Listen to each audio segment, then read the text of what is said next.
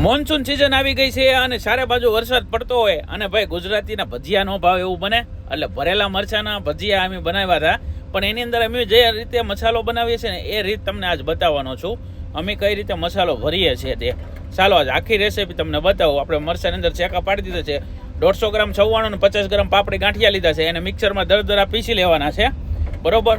અને એકદમ દરદરા આપણે ભૂકો કરી નાખ્યો અને ત્યારબાદ હવે એની અંદર છે ને ભાઈ આપણે 200 ગ્રામ બટેટાના બાફેલા બટેટાના મેશ કરી નાખવાના છે હાથમાં લઈને. અને ત્યારબાદ એની અંદર આપણે છે ને અલગ અલગ વસ્તુ નાખશું. પહેલાં હિંગ નાખશું, ત્યારબાદ ધાણા જીરું નાખશું. ત્યારે હિંગ નાખીએ, ધાણા જીરું નાખ્યું, અંદર મીઠું નાખશું જરૂરિયાત મુજબ, 1 ચમચી જેટલું તીખું મરચું નાખશું અને પછી થોડીક એવી કોથમરી નાખશું, બરાબર. અને આ બધી વસ્તુ મિક્સ કરી દેવાની છે.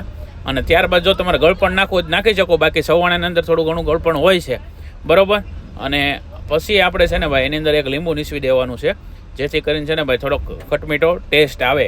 અને પછી આપણે જે શેકા પાડેલા મરચાં છે એને ભરી લેવાના છે. અને ભજીયા તો તમને ખ્યાલ જ છે કઈ રીતે બનાવવા તે. અને આ રીતે તમે જો ભરેલા મરચાંના ભજીયા બનાવશો એટલે તમને ખાવાની મજા આવી જશે.